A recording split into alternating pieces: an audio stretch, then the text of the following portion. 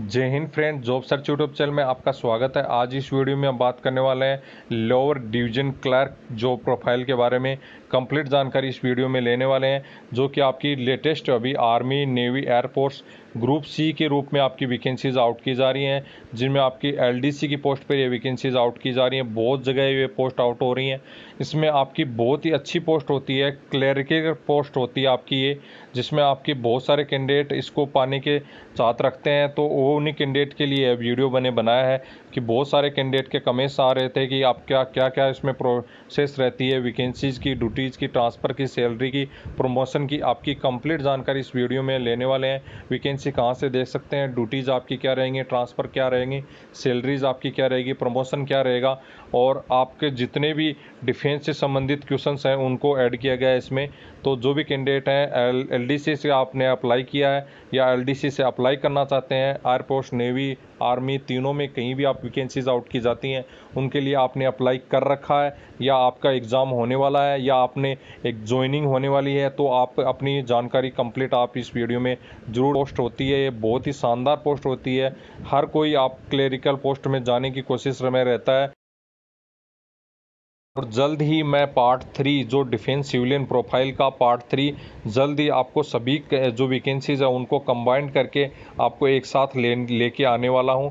लेकिन अभी मैं आपको ट्रेड वाइज आपको बताने वाला हूं कि आपकी वैकेंसीज़ कैसे आउट होती हैं, कैसे आपका ज्वाइनिंग होता है, और कैसे आप उसमें आपकी प्रमोशन वगैरह, ट्रांसफ़र वगैरह, ड्यूटीज़ वगैरह, सैलरी वगैरह रहती हैं। तो ये कंप्लीट वीडियो आप देख सकते हैं।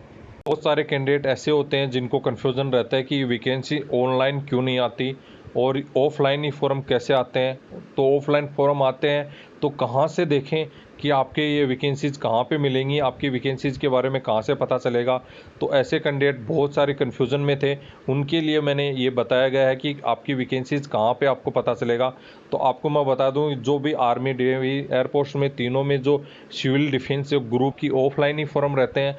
ऑफलाइन फॉर्म क्यों रहते हैं, इसलिए मैं आपको ये भी बताऊंगा, क्योंकि आपके ऑफलाइन फॉर्म इसलिए रहते हैं कि जो यूनिट वाइज आपकी वैकेंसीज आउट की जाती हैं, चाहे 2 vacancy, 4 vacancy, 5 vacancy, 10 vacancy, 15 vacancy, आपकी यूनिट वाइज वैकेंसीज आउट की जाती हैं। यूनिट में कहीं भी ऐसी प्रोसेस या ऐसी साइट नहीं है उनके पास, आर्मी डिफेंस में ऐसी साइट है जो यूनिट की कोई स्पेशल साइट नहीं होती हैं, जिनके कारण आपके ऑनलाइन फॉर्म अप्लाई नहीं होते हैं, ओनली ऑफलाइन फॉर्म होते हैं। और ऑफलाइन फॉर्म उनकी जो ड्यूटीज़ हैं उन्हीं में आपके पूरे कंप्लीट कर लिए जाते हैं। ऑफलाइन फॉर्म में आपको कोई एक्स्ट्रा इनकम आपसे न तो ली जाती है और न ही आपसे वहाँ पे एक्स्ट्रा इनकम उनसे लगती है उनके पास से।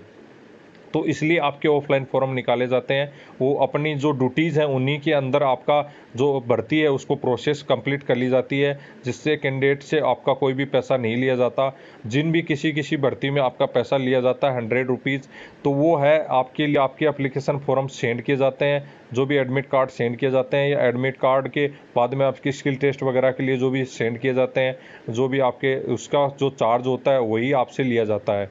तो अभी मैं आपको बताने वाला हूँ कि जो वैकेंसीज है वहाँ कहाँ देख सकते हैं। यह वाली वैकेंसीज आपको मिलने वाली हैं। आपके जो भी न्यूज़पेपर आता है, एम्प्लॉयमेंट न्यूज़, हर वीक में आपको जारी किया जाता है। शुक्रवार, फ्राइडे के दिन आपको यह जारी किया जाता है। फ्राइडे के दिन हर वीक में फ्राइडे के डे में आपको एम्प्लॉयमेंट न्यूज़ आपको जारी किया जाता है। उसमें आपकी ये वैकेंसीज जारी की जाती हैं, वह आप वैकेंसीज वहाँ जाके देख सकते हैं। इसकी वेबसाइट है www.employmentnews.gov.in पे आप जाके आजकल ऑनलाइन पीडीएफ आपको मिलती है, वहाँ पे आप सब्सक्रिप्शन ले सकते हैं।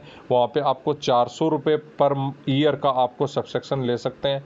इसमें आपको साफ दिखाई दे रहा है 400 रुपये का सब्सक्रिप्शन आप ले सकते हैं। एनुअली आपका 400 रुपये लगेंगे। वहाँ पे आप पीडीएफ मिल जाएगी आपकी वेबसाइट, वहाँ पे जाके चेक कर सकते हैं यदि 400 रुपये आप पेड करते हैं। इसके अलावा यदि आप घर मंगाना चाहते हैं तो 520-30 रुपये आपके लगते हैं। 530 रुपये में आपको घर पे भी आपकी ये अपनी जो फॉर्म है, जो एम्प्लॉयमेंट न्यूज़पेपर है, वह आपको वहाँ पे पहुँच जाएगा। यदि ऑनलाइन आप ख़रीदना चाहते हैं तो इस वेबसाइट पर जाइए, वहाँ पे आपको ख़रीद सकते हैं। इस वेबसाइट पर एनुअली चार्ज दे के हर साप्ताहिक जो आपका पेपर है वो आप ख़रीद सकते हैं। इसके अलावा यदि दूसरी जगह है तो आपकी है यूट्यूब। यूट्यूब पे आजकल आपको हर वैकेंसीज़ के बारे में बता दिया जाता है, जैसे कि मेरे चैनल पे भी बताता हूँ और भी बहुत सारे भाई लोगों के चैनल हैं, उनके जो सर लोगों के चैनल हैं उन पे आपको अपडेट किया जाता है वैकेंसीज़ के बारे में। तो आपके पास ये ऑप्शन बेटर है। इस ऑप्शन से आपको पूरी जानकारी यूट्यूब पे दे दी जाती है। आपको भरने से, फॉर्म भरने से लेके वैकेंसी आने तक तुरंत आपको अपडेट कर दिया जाता है। आपको यूट्यूब चैनल पूरी कंप्लीट वैकेंसीज़ के बारे में हर यूट्यूब चैनल, बहुत सारे ऐसे यूट्यूब चैनल हैं जो आपको अपडेट करते हैं बिल्कुल टाइम टू टाइम। उसका एप्लीकेशन फॉर्म कैसे भरना है, क्या आपको प्रोसेस रहने वाली है, एग्ज़ाम से ले मतलब आपका एप्लीकेशन फॉर्म से लेके जॉइनिंग तक कवर कर रहे हैं यूट्यूब चैनल्स।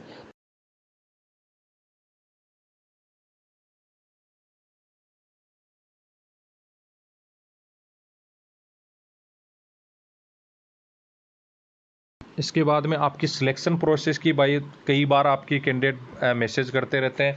तो सिलेक्शन प्रोसेस, आपका एप्लीकेशन फॉर्म भरा जाएगा, उसके बाद में एप्लीकेशन फॉर्म अप्लाई होने के बाद में उसके बाद में आपकी होगी एग्ज़ाम के लिए एडमिट कार्ड जारी किए जाएंगे। एडमिट कार्ड आएंगे, एडमिट कार्ड में आपके एग्ज़ाम करवाई जाएगी, रिटर्न एग्ज़ाम आपकी रहने वाली है एलडीसी के लिए। उसके बाद में एलडीसी के एग्ज़ाम होने के बाद में आपका इसका है स्किल में आपके अलग अलग स्किल रहता है, लेकिन सबसे मेन स्किल रहता है आपका टाइपिंग। टाइपिंग आपसे करवाई जाती है, टाइपिंग आपसे करवाई जाएगी कैंडिडेट से। तो टाइपिंग आप ज़रूर करें, आपको आनी चाहिए एलडीसी के लिए। बहुत सारे कैंडिडेट एग्जामिनेशन दे के आ जाते हैं और मेरे को कई बार मैसेज करते हैं, सर हमें तो टाइपिंग बिल्कुल आती ही नहीं है, इसमें क्या टाइपिंग भी होगी क्या? तो ऐसे कैंडिडेट मैं कहना चाहूँगा, यदि आपको टाइपिंग नहीं आती है तो फॉर्म अप्लाई न करें। ओनली टाइपिंग वाले कैंडिडेट, जिनको टाइपिंग आती है वही कैंडिडेट आप अप्लाई करें, नहीं तो आप पास नहीं होंगे, आप चाहे कितने भी एग्ज़ाम में नंबर लेके आ जाएं। मैंने बहुत सारी वैकेंसीज़ आपको बताई थी कि वैकेंसीज़ खाली चली जाएं या पद नहीं भरे जाएं, लेकिन आपकी टाइपिंग सबसे मेन है। फिर टाइपिंग के बाद में आपकी निकलेगी फाइनल मेरिट। फाइनल मेरिट में आपका सिलेक्शन होने के बाद में आपका होगा डॉक्यूमेंट वेरिफिकेशन और मेडिकल एग्जामिनेशन। मेडिकल एग्जामिनेशन आपको मैंने पहले की वीडियो में बता चुका हूँ। मेडिकल एग्जामिनेशन आपका रहेगा सिविल अस्पताल से। तो आँख भी नहीं है और चश्मा लगाए हुए हैं तो किसी प्रकार की कोई दिक्कत नहीं है, तो आपको कोई भी ऐसी टेंशन लेने की ज़रूरत नहीं है। मेडिकल होगा आपका सिविल अस्पताल में, आपका गवर्नमेंट हॉस्पिटल में, जो बाहर से आपको बनवा के देना होगा। तो आपको इसकी कोई भी टेंशन लेने की ज़रूरत नहीं है। ये आप गवर्नमेंट हॉस्पिटल का मेडिकल और डॉक्यूमेंट आप यदि ओरिजिनल आप जमा करवाते हैं या दिखो आप वहाँ पे सबमिट करते हैं, उसके बाद में आपका वेरिफिकेशन होता है। वेरिफिकेशन होने के बाद में आपका फाइनल जॉइनिंग होता है। बहुत सारे ऐसे यूनिट हैं जिनमें आपका डॉक्यूमेंट वेरिफिकेशन जॉइनिंग के बाद में भी किया जाता है, और ऐसे डिपार्टमेंट बहुत ही कम है जिसमें आपके वार कॉलेज, इन्फेंट्री स्कूल, अभी जो लेटेस्ट वैकेंसी निकली हैं इन्फेंट्री स्कूल में, उसके भी एडमिट कार्ड बहुत ही जल्दी आने वाले हैं। जो भी कैंडिडेट अपनी तैयारी में लग जाएं, ओनली लास्ट 1 मंथ के अंडर में आपके एडमिट कार्ड जारी कर दिए जाएंगे। तो इन्फेंट्री स्कूल वाले कैंडिडेट के पास बिल्कुल भी टाइम नहीं है, जिन्होंने भी अप्लाई किया है। और उसका जो भी है इन्फेंट्री स्कूल का भी ज्वाइनिंग पहले आपका ज्वाइनिंग करवाया जाता है, फिर आपका जो भी डॉक्यूमेंट एमसीटी मऊ में जो अभी ज्वाइनिंग हुई है उसमें भी सेम प्रोसेस है, पहले आपके ज्वाइनिंग करवाई गई है, फिर आपके डॉक्यूमेंट वेरिफिकेशन के लिए सेंड किए जाएंगे। तो ऐसे कई रिक्रूटमेंट हैं जिनमें आपके पहले आपका ज्वाइनिंग होता है, उसके बाद में ही आपका ज्वाइनिंग के बाद में ही डॉक्यूमेंट वेरिफिकेशन होते हैं। तो ये आपकी पूरी कंप्लीट प्रोसेस आपको समझ में आ गई होगी। इसके अलावा कैंडिडेट का किसी का भी कमेंट कर सकते हैं आप, और या टेलीग्राम ग्रुप पर पैसे मैसेज भी कर सकते हैं।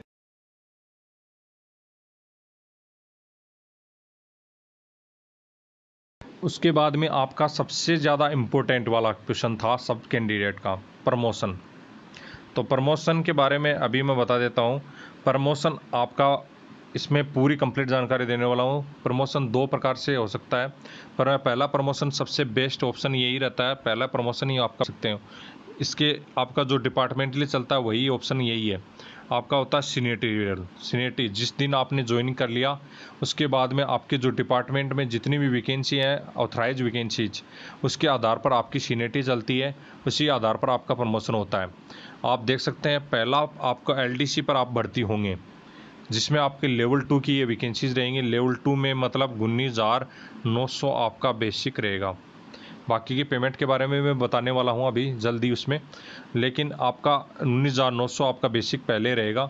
उसके बाद में अदर अलाउंसेस वगैरह पूरा कंप्लीट होने के बाद में आपकी पेमेंट पहुँच जाती है 30,000 के समथिंग। 30 32 35 के समथिंग आपकी अलग अलग सिटीज़ वाइज आपकी पहुंच जाती है। उसके बाद में आपका प्रमोशन होता है यूडीसी में।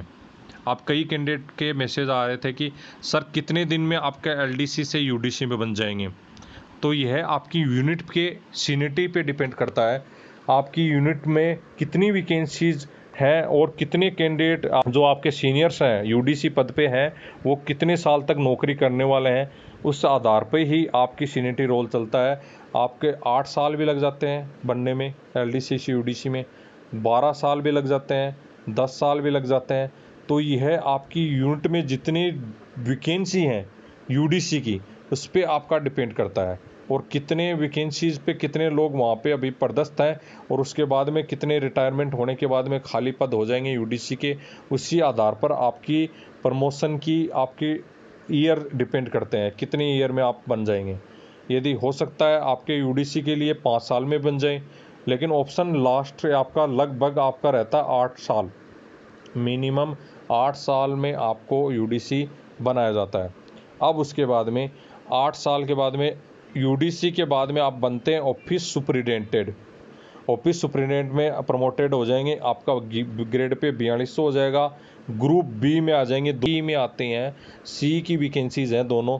और उसके बाद में जो कैंडिडेट आते हैं सुपरिटेंडेंट वाले, सुपरिटेंडेंट में आपकी वैकेंसीज आ जाती हैं आपकी 4200 ग्रेड पे में, ग्रुप बी की वैकेंसीज ये होती हैं, ग्रुप बी की वैकेंसीज। आप पूरा ऑफिस संभालना आपका काम रहता है। ऑफिस सुपरिटेंडेंट मतलब ऑफिस को कवर करना पूरा, जो आपके अंडर में एक ऑफिस दे दिया जाएगा जिसमें कितने भी बाबू काम करेंगे वो आपके नीचे काम करेंगे, आप सुपरवाइजरी करेंगे उसमें, ये होता है उसका काम। आप ऑफिस सुपरिटेंडेंट बन गए, ऑफिस सुपरिटेंडेंट बनने में आपका टाइम 10 से 12 साल पहुंच जाता है। 8 साल में यदि यूडीसी बन गए, 10 से 12 साल आपका ऑफिस सुपरिटेंडेंट में बन जाता है। किसी किसी की आपकी, मैंने जैसे मेरे सेंटर की बात करूं, मैं मेरे सेंटर में अभी सीनियरिटी की बात करूं मैं, तो सीनियरिटी में कई कैंडिडेट ऐसे भी, मतलब कई स्टाफ ऐसा था कि यूडीसी में ही रिटायर होना पड़ गया, ऑफिस सुपरिटेंडेंट बन ही नहीं पाए क्योंकि वैकेंसी नहीं थी। जितनी भी वैकेंसी थी ब्लॉक हो चुकी थी, या किसी वैकेंसीज ऐसी भी थी कि कई कैंडिडेट जो भी ऑब्जेक्शन लगा देते हैं या कोर्ट में पहुंच जाती हैं वैकेंसीज, तो इसकी वजह से आपकी प्रमोशन लेट हो जाता है, इसकी वजह से आप यूडीसी में रिटायर होने से आपका रह जाता है। लेकिन आपको मैं बताना चाहूँगा कि यदि प्रमोशन नहीं होता है तो हर 10 साल में आपका क्या किया जाता है, आपका पेमेंट है वह पेमेंट नेक्स्ट पेमेंट में आपका नेक्स्ट जो आपका प्रमोशन है उसमें से कर दिया जाता है। 10 साल में, हर 10 साल में आपका नेक्स्ट प्रमोशन नेक्स्ट पेमेंट के लिए कर दिया जाता है।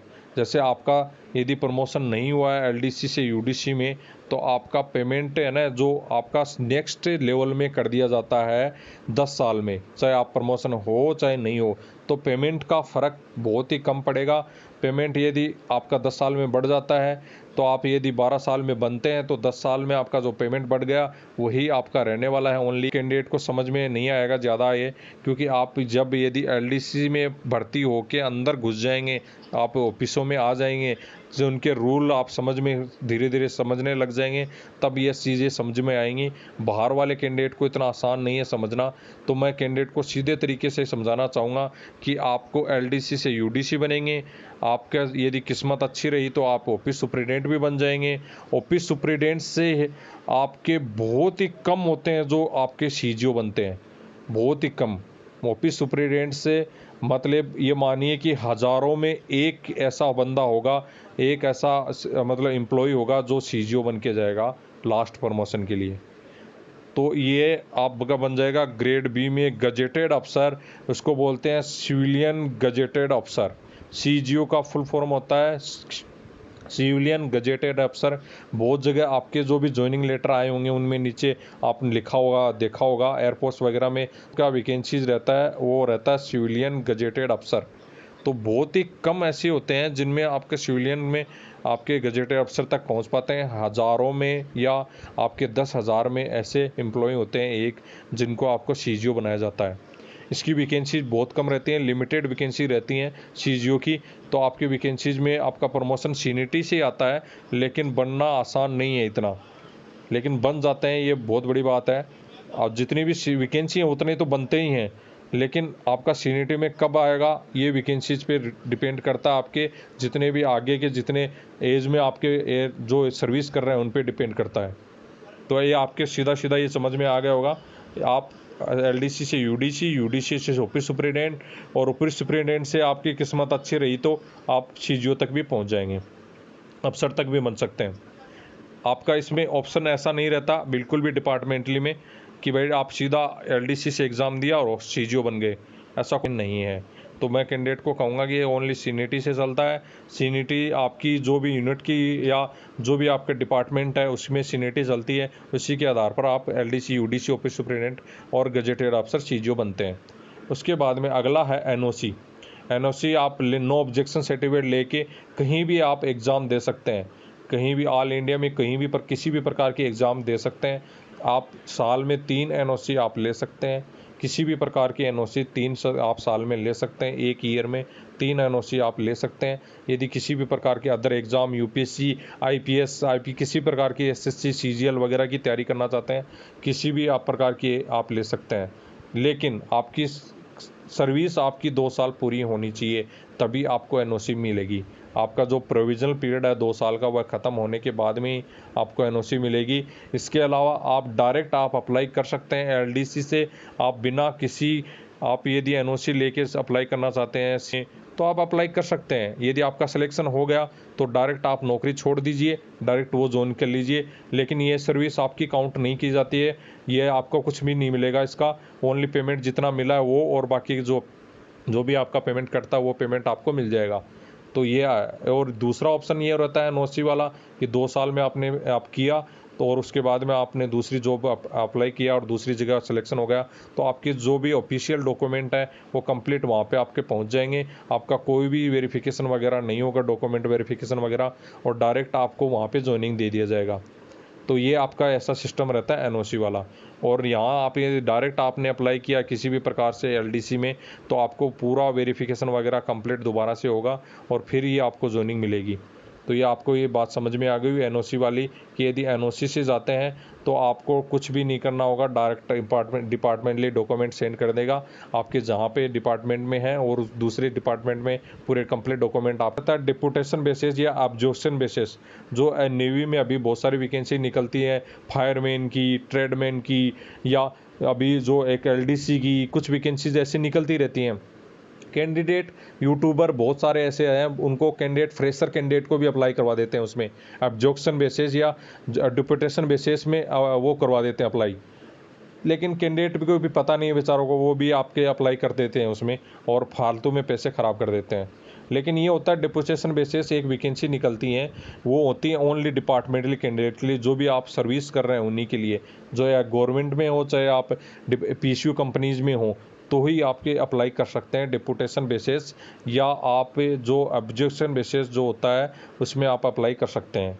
ये आप यदि फॉर्म निकलते रहते हैं, यदि एलडीसी में आप हैं और यूडीसी में आपकी कोई डिप्यूटेशन वैकेंसी निकली है तो आप वहाँ पे आप जा सकते हैं, बेझिझक आप अप्लाई कर सकते हैं। आपके डिपार्टमेंट, यदि आपने डिपार्टमेंट बेसिस पे सीनियर पोस्ट पे आप जा सकते हैं 2 साल के लिए, या आपकी जो नेवी वगैरह में परमानेंट ऑब्जेक्शन बेसिस पे निकलती हैं तो वहाँ परमानेंट आप जाना चाहते हैं, लेवल पे नेक्स्ट लेवल पे वैकेंसी रहती हैं। और दूसरी ये बात रहती है कि वहाँ पे आपको प्रमोशन भी मिल जाता है एक नेक्स्ट लेवल का। तो उस हिसाब से आप यदि वहाँ पे जाना चाहते हैं और यदि आपकी यूनिट ने आपको दे दी कि भाई ठीक है आप जा सकते हो, साइन कर दिए गए अफसर के द्वारा, तो आप वहाँ पे आप जा सकते हैं डिप्यूटेशन बेसिस पे, किसी भी दूसरे विभाग में आप जा सकते हैं। तो ये क्लियर हो गया आपके।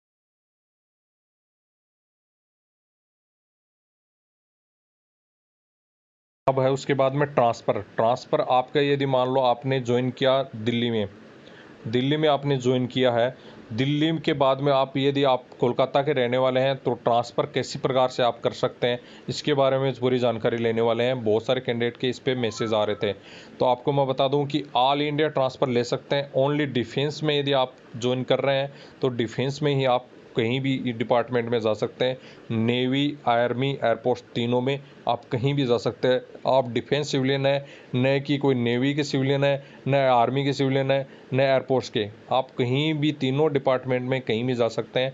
कहीं भी आपके डिफेंस सिविलियन की जहाँ पे वैकेंसीज रहती हैं, आर्मी ग्रुप सी कहीं भी आप वैकेंसीज हैं वहाँ पे आप जा सकते हैं। तो इसमें आपकी क्या रहता है, पहला आपका है जिसमें मैं आपको बताया है कि म्यूचुअल ट्रांसफ़र। म्यूचुअल ट्रांसफ़र में क्या रहता है, आपके पास जैसे किस ट्रेड के हैं, आप एमटीएस के हैं, मैसेंजर या एलडीसी के हैं, किसी भी ट्रेड से आप संबंधित करते हैं, तो आप क्या कर सकते हैं, यदि वहाँ कोलकाता में आपको कोई ऐसा आपका एम्प्लॉय मिलता है जो आपकी ट्रेड का है, वो यहाँ दिल्ली आना चाहता है और आप वहाँ आप कोलकाता जाना चाहते हैं, तो आप दोनों आपस में म्यूचुअल कर सकते हैं। म्यूचुअल मतलब आप यहाँ से दिल्ली से वहाँ चले जाएंगे और वो आपके कोलकाता से दिल्ली आ जाएगा। आप यह बहुत ही अच्छा ऑप्शन है। सबसे पहले यही ऑप्शन रहता है कि आप म्यूचुअल ट्रांसफ़र कर सकते हैं, मतलब वो आपकी जगह चला जाएगा और आप उसकी जगह चले जाएंगे। सबसे बेस्ट ऑप्शन यही रहता है। इसमें आपका एक तो सबसे बड़ी बात है कि आपके 2 साल का कोई भी नियम नहीं रहता कि 2 साल में ही आप 2 साल के बाद में ही आप जा सकते हैं। 12 महीने 1 साल बाद में भी आप इसमें म्यूचुअल ट्रांसफ़र जा सकते हैं। ये एक बढ़िया ऑप्शन रहता है आपके पास। तो म्यूचुअल ट्रांसफ़र का ये समझ में आ गया होगा कि आपको बदले में, मतलब कहीं कोई कहाँ पे जाना चाहता है, कोई कहाँ पे जाना चाहता है, वो आपस में आप पर इंटरचेंज कर लेते हैं सर्विस को। वो वहाँ पे चला जाएगा आपकी जगह और वो आप यहाँ पे आ जाएंगे। तो ऐसे बहुत सारे ग्रुप बने हुए हैं, आपको यदि आप ज्वाइन कर लेंगे तो ग्रुप में जोड़ दिया जाएगा। बहुत सारे डिफेंस के ऐसे ग्रुप हैं म्यूचुअल ट्रांसफ़र के, उसमें आपको पता चलता रहेगा कि कौन कहाँ पे जाना चाहता है और किस प्रकार की ट्रेड उसकी है। तो ऐसे बहुत सारे ग्रुप हैं, व्हाट्सएप ग्रुप भी हैं और टेलीग्राम ग्रुप भी हैं और आपके जो फेसबुक है उस पर भी है। फेसबुक पे अभी धीरे धीरे कम करने लगे हैं। डिफेंस में फेसबुक को अलाउड नहीं है बिल्कुल भी। डिफेंस में यदि आप फेसबुक रखते हैं तो आप पे कार्रवाई होगी, कानूनी कार्रवाई, आपके मोबाइल में रखते हैं तो ये आपको मैं बता देता हूँ पहले। उसके बाद में अदर में आपकी बात करें तो इसमें क्या होता है, बहुत ही प्रकार के अलग अलग वाइफ और हस्बैंड का रहता है कि यदि वाइफ आपकी कहीं जॉब कर रही है तो आपको वहाँ पे पहुँचना है, तो उसके लिए एक लगा सकते हैं ट्रांसफ़र 2 साल के बाद में। जो आपका 2 साल का प्रोविजनल पीरियड ख़त्म होने के बाद में ही आप इसमें, वाइफ आपकी जगह है वहाँ पे, आप उसके लिए आप ट्रांसफ़र के लिए लगा सकते हैं कि सर मेरी वाइफ वहाँ पे है प्रजेंट में, तो उसके लिए एक आपको नियम लागू किया जाता है। उस आधार पर आपको वहाँ पे ट्रांसफ़र ले सकते हैं। उसके बाद में हो सकता है आपकी फिजिकली हैंडीकैप्ड है किसी प्रकार से, तो आप अपने घर के पास जाना चाहते हैं, तो आपको फिजिकली हैंडीकैप्ड है तो हो आपके फिजिकल जहाँ पे आप घर पे पास में है वहाँ आप जाना चाहते हैं, तो उसके पास में भी आपके एक रूल है, उसके आधार पर आप वहाँ पे ट्रांसफ़र ले सकते हैं। तीसरा ट्रांसफ़र है आपका मेडिकल ग्राउंड ट्रांसफ़र। यदि आपके घर में आप सिंगल हैं, एक ही आप लड़का है लड़की हैं, उसके बाद में आपके माँ बाप अकेले रहते हैं और बीमार हैं, तो आप अपने माँ बाप के डॉक्यूमेंट लगा सकते हैं, मेडिकल डॉक्यूमेंट, और तो उसको मेडिकल ग्राउंड बोलेंगे। मेडिकल ग्राउंड आपका हो गया। या इसके अलावा आपकी कोई भी अदर क्यूरीज हैं, बहुत मतलब घर में बहुत ही ज़्यादा प्रॉब्लम है किसी प्रकार की, या आपके हस्बैंड या जो भी वाइफ है या आपके जो बच्चे हैं फिर किसी भी प्रकार से फिजिकली हैंडीकैप्ड वगैरह कुछ हैं, तो आप वहाँ पे जा सकते हैं अपने जो भी आपका मेडिकल डॉक्यूमेंट लगा के। तो इस प्रकार की कंडीशन, बहुत सारी कंडीशन है, उसके आधार पर आप ट्रांसफ़र ले सकते हैं एज़ पर गवर्नमेंट रूल के आधार पर। तो ये आपका टॉपिक क्लियर हो गया होगा कि ऑल इंडिया में डिफेंस की जितनी भी सर्विस हैं, वैकेंसी यूनिट है, उनमें जहाँ पे भी सिविलियन रहते हैं वहाँ पे आप जा सकते हैं। आपको वहाँ पे ट्रांसफ़र करने में कोई भी दिक्कत नहीं आएगी।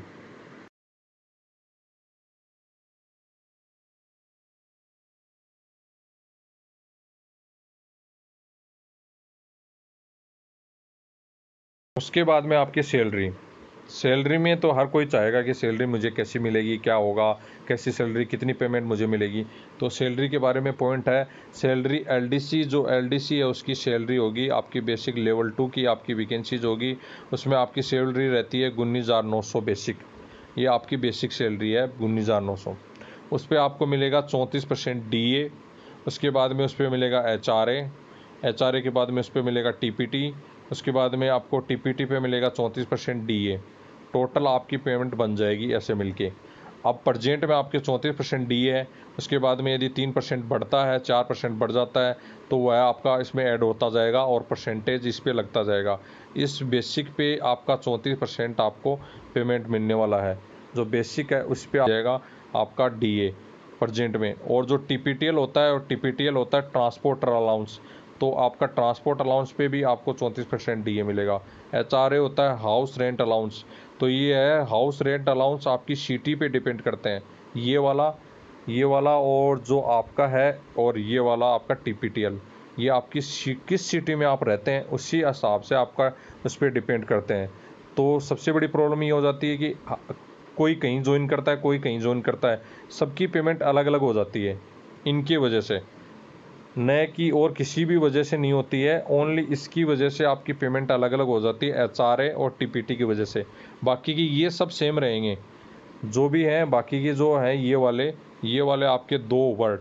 आपका DA कहीं भी ऑल इंडिया में रहेंगे सेम रहेगा, आपका बेसिक है वो सेम रहेगा। HRA आपका चेंज हो जाएगा, उसके बाद में TPT आपका चेंज हो जाएगा सिटी वाइज।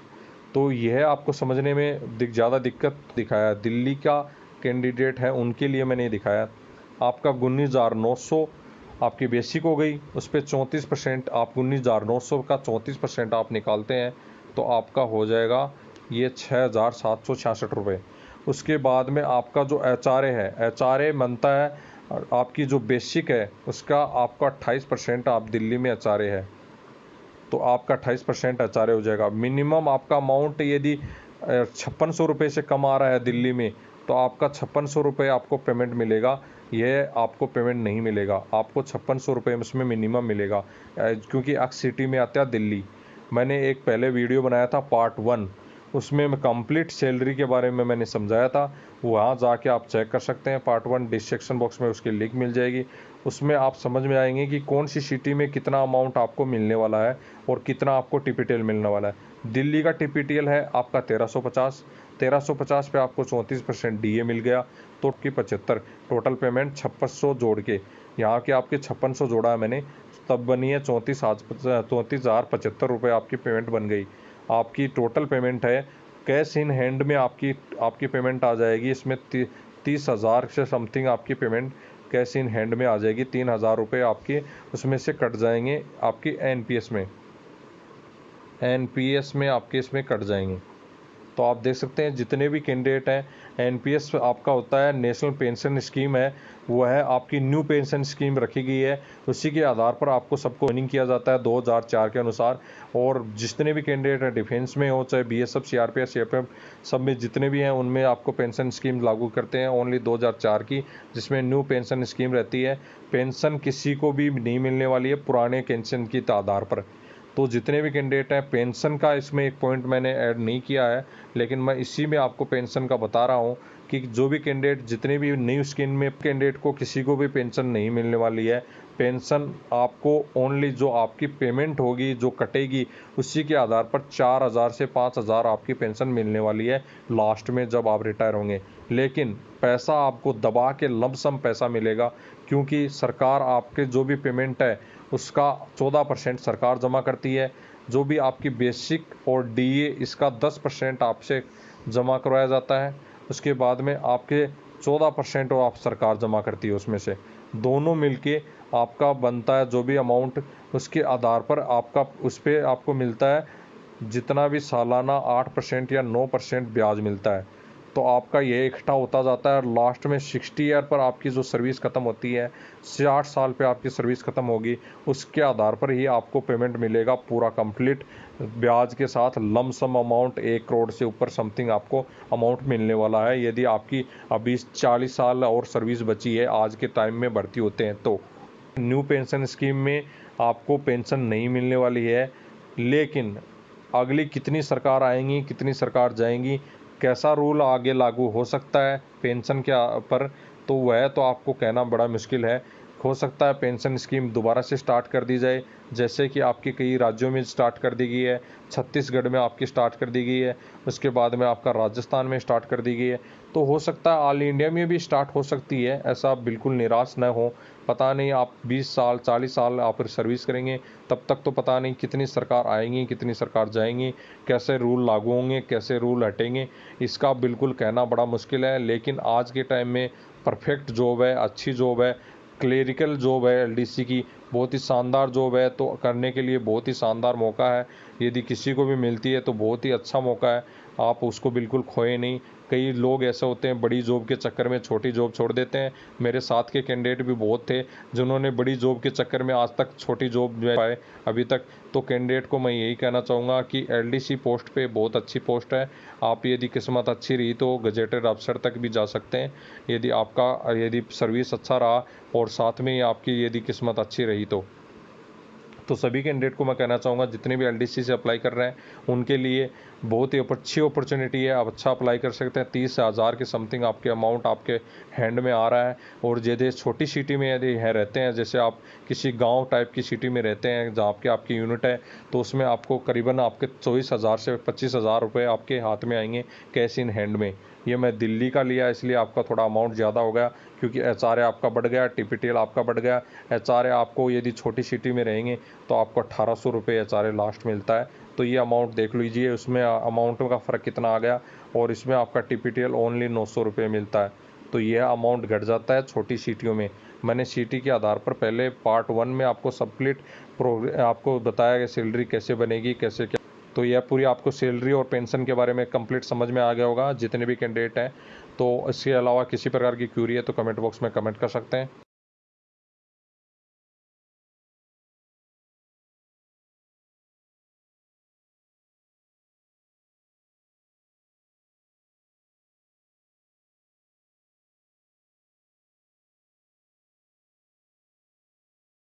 लास्ट और फाइनल आपका ड्यूटी क्या क्या रहती है लोअर डिवीजन क्लर्क में।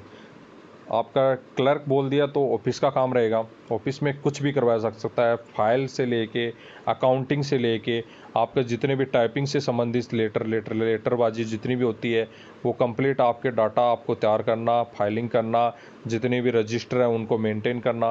तो आपको मैं फ़ोटो डाली है बहुत सारी इस पर, आपको कंप्यूटर टाइपिंग से संबंधित, आपको जितना भी डाटा तैयार करना उससे संबंधित, या आपको कोई भी बुक वगैरह आपको मेंटेन करनी है, या रजिस्टर वगैरह आपको कोई भी रिसिप्ट वगैरह आती हैं उनको कंप्लीट रख रखाव करना, जो भी लेटर आते हैं उनका प्रॉपर जवाब देना। एक रिपोर्ट रिटर्न होता है, वो आप जब ज्वाइन करेंगे तो उसके बाद में समझ में आएगा कि कोई भी लेटर आता है उसका एक रिपोर्ट बनता है कि उसके आधार पर आपको भेजना पड़ता है। तो वो रिपोर्ट रिटर्न आपको वापस भेजना होना, ऑफिस को कंप्लीट आपको मेंटेन करके रखना, पूरी फाइलों को एकदम प्रॉपर तरीके से तैयार करके उनको ऑफिस के अलमारियों में जमाना। और उसके बाद में आपको जो भी डाटा तैयार करना कंप्यूटर पे कंप्लीट। उसके बाद में आप देख सकते हैं अकाउंटिंग भी आपको करनी पड़ेगी। अकाउंट से डिफेंस में अकाउंट के लिए अलग से क्लर्क नहीं होते हैं, क्योंकि अकाउंट जो भी है आपको एलडीसी या डीसी या ऑफिस सुपरिटेंडेंट को ही आपको करना होता है। अकाउंट का काम भी आपको करना पड़ेगा, अकाउंट जो भी होते हैं लेजर वगैरह एंट्री करना, कंप्लीट आपका अकाउंट का भी काम आपको करना होगा। जो भी आपके बैंक में रिसिप्ट जमा करना, बैंक से रिसिप्ट लाना, उसका कंप्लीट काम आपको एलडीसी को ही करना होता है। साथ में ही आपको जितनी भी डाक मतलब जितनी आपका ही रहता है एलडीसी का ही रहता है, उसको प्रॉपर आपको फॉरवर्डिंग करना उसकी यूनिट के नाम पे, उसके पिन कोड के साथ, या जो भी रिमार्क है उसके साथ कंप्लीट आपको वहाँ पे फॉरवर्ड करना दूसरी यूनिटों को। ये भी काम आपका ही रहता है कंप्लीट। जो भी आपके ड्यूटीज़ हैं मैंने आपको बताई हैं, बाकी की ड्यूटीज़ मैं आपको स्क्रीन पे दिखा देता हूँ।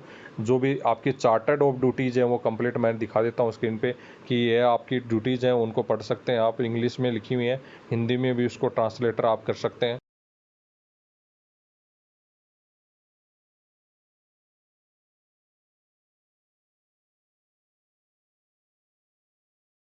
इसमें आपका पहला पॉइंट है आपको टाइपिंग से संबंधित है। उसके बाद में आपको नोट, जो भी इम्पोर्टेंट नोट रिसिप्ट है वो आपको बिल्कुल वाचिंग करके प्रोग्रेस करना उनको। उसके बाद में एक्सेल और पावर पॉइंट में भी आपको काम करना पड़ेगा। मैं बता दिया था कि कंप्लीट प्रोजेक्ट वगैरह भी आपको बनाने पड़ेंगे, जितने भी प्रोजेक्ट वगैरह होते हैं, या एक्सेल वगैरह में जो भी आपको नोटिंग वगैरह तैयार करनी, या जो भी आपको अकाउंटिंग तैयार करनी, तो अकाउंटिंग का काम भी आपको एक्सेल में करना पड़ेगा। मैंने बताया कि अकाउंट भी आपको करना पड़ेगा। जितनी भी रिपोर्ट रिटर्न वगैरह आपको सेंड करनी पड़ेंगी टाइमली। उसके बाद में जितना भी आपको स्टोरेज या जो भी है आपको स्टेज है, नेक्स्ट स्टेज पर आपको जितनी भी हेल्ड है रिपोर्ट हैं उनको नेक्स्ट स्टेज तक पहुंचाना होगा। उसके बाद में जितने भी आप प्रोटिकल रिटर्न्स है वो आपको भेजने होंगे। फिर आप जो भी डाक है उसको इंश्योर करना होगा। उसके बाद में आपको जो भी डायरी वगैरह है, sanction diary, maintain section diary है, उसको भी आप वगैरह है, फाइल रजिस्टर, जो भी आपके मूवमेंट रजिस्टर हैं वो कंप्लीट आपको तैयार करने होंगे। इंडेक्स रिकॉर्डिंग आपको बिल्कुल रखनी होगी। फाइल में आपका एक इंडेक्स लगता है कि कितने लेटर आपके आए हैं और उस किस डेट में है और किसका आपका उसका हेडिंग क्या होता है, वो कंप्लीट आपको तैयार रखना होगा। टाइप ऑफ डिस्पैच और डॉक्यूमेंट, आपको कितने प्रकार के जितने भी डॉक्यूमेंट आते हैं उसको डिस्पैच करना, भेजना और उसके जो भी एक रिकॉर्ड है वो तैयार रखना। उसके बाद में आपको राइट ऑफ अकाउंट, मैं बता दिया था कि अकाउंट भी आपको करवाया जाएगा, बिल्कुल आपको दिया गया है। उसके बाद में बुक कीपिंग, मतलब आपको बुक भी रखने का ज्ञान होना चाहिए। कहीं भी आप यदि लाइब्रेरी वगैरह में आपको लगाया जाता है तो बुकिंग का पूरा, बुक वगैरह का आपको पूरा ज्ञान होना चाहिए। जितनी भी आप बुक वगैरह परचेज करते हैं उनका जो भी डाटा वगैरह कवर करके रखना पूरा कंप्लीट। उसके बाद में सुपरवाइजरी आप इंश्योर करना कि जो भी आपके सुपरवाइज़र आपसे कुछ करवाता है उसको इंश्योर करना। उसके बाद में आपके जितने भी डेली मैटर्स हैं उनको आपको कंप्लीट आपको करके देना ऊपर। और उसके अलावा आप जो भी वर्क है, ऑफिशियल टास्क है, किसी भी प्रकार का ऑफिशियल टास्क है वो आपको दे सकता है, उसके आधार पर आपको काम करना होगा। जितने भी आपके सुबह जाते ही अफसर से मिलना होता है वहाँ पे, और वो आपको ऑफिशियल जितने भी टास्क हैं वो आपको देगा। उसमें आपको बताएगा कि आपको क्या क्या काम करना आज के दिन और आपको क्या काम ने आपने किया है। और वहीं पे आपको अफसर के पास डाक ले जाके आपको सिग्नेचर वगैरह आपको करवानी होती हैं। उसको कंप्लीट आपको समझाना होता है कि ये सर मेरा ये लेटर आया था, इसमें मैंने आपको वापस लेटर फॉरवर्ड कर रहा हूँ, इसमें ये मैंने पूछा था, इसका ये मैंने जवाब दिया था। ये कंप्लीट हमारे एलडीसी में होता है। किसी भी प्रकार की एलडीसी पद पर मैं 7 ईयर 8 ईयर से आप काम कर रहा हूँ। किसी भी प्रकार की एलडीसी से संबंधित किसी प्रकार की कोई कैंडिडेट की क्यूरी है तो कैंडिडेट कर सकते हैं। साथ ही टेलीग्राम ग्रुप को ज्वाइन कर सकते हैं। वहाँ पे पूरी कंप्लीट आपको अपडेट्स और जितनी भी भर्ती आती हैं उनके बारे में कंप्लीट जानकारी देते हैं। अब कैंडिडेट के बहुत सारे कैंडिडेट के क्यूरीज अभी भी होंगी तो वह भी आप कमेंट बॉक्स में कमेंट डाल सकते हैं या टेलीग्राम ग्रुप पर पर्सनल मैसेज भी आप कर सकते हैं। धन्यवाद दोस्तों।